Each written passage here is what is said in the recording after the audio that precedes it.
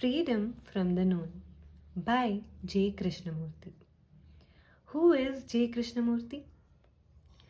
J. Krishnamurti, 1895 to 1986, is regarded as one of the greatest philosophers and religious teachers of all time. For more than 60 years, he traveled the world over, giving talks and holding dialogues not as a guru but as a friend. His teachings are not based on book knowledge and theories, and therefore they communicate directly to anyone seeking answers to the present world crisis, as well as to the eternal problems of everyday existence. Ever since it was published in 1969, the book has rightly been regarded as a primer on Krishnamurti's teachings. In this book, we have for the first time a synthesis of what Krishnamurti has to say about the human predicament and the eternal problems. His words have been taken from over 100 talks to audiences of all ages and nationalities throughout Europe and India.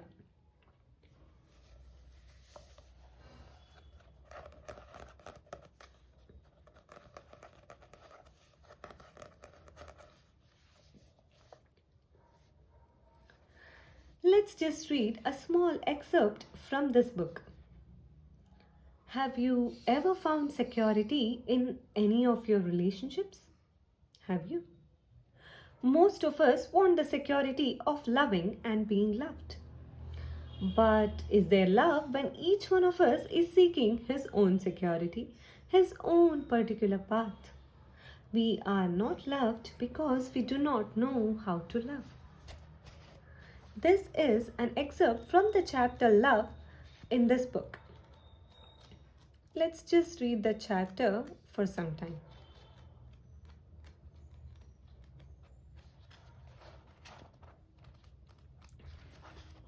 Here it is.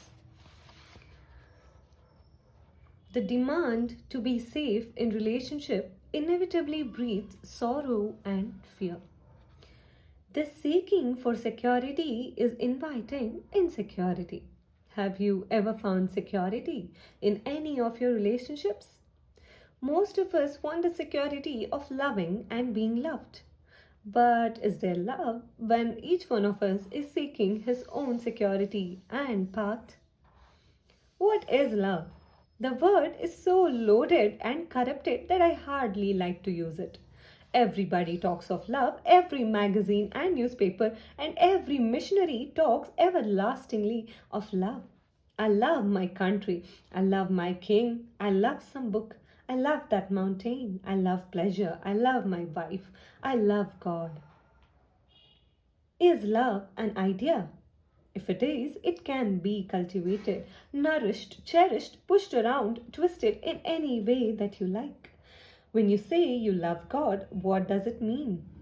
It means that you love a projection of your own imagination, a projection of yourself clothed in certain forms of respectability according to what you think is noble and holy. So to say, I love God is absolute nonsense.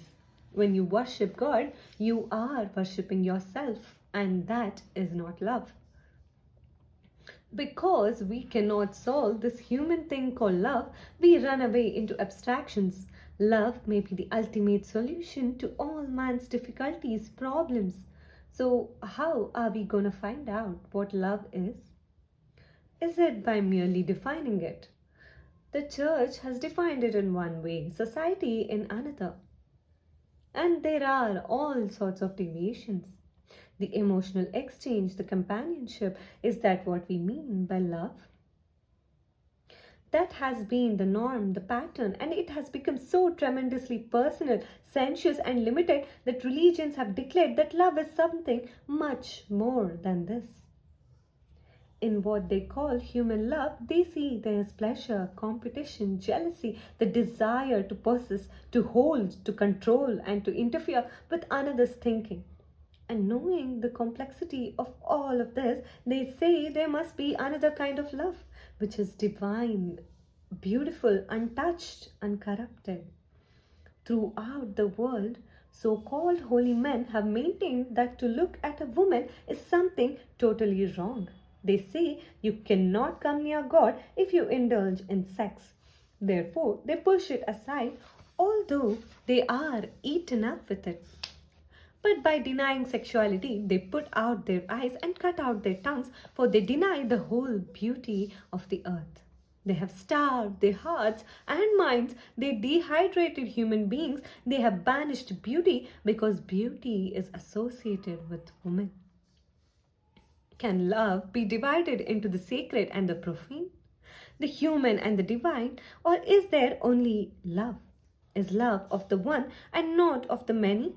If I say I love you, does that exclude the love of the other? Is love personal or impersonal?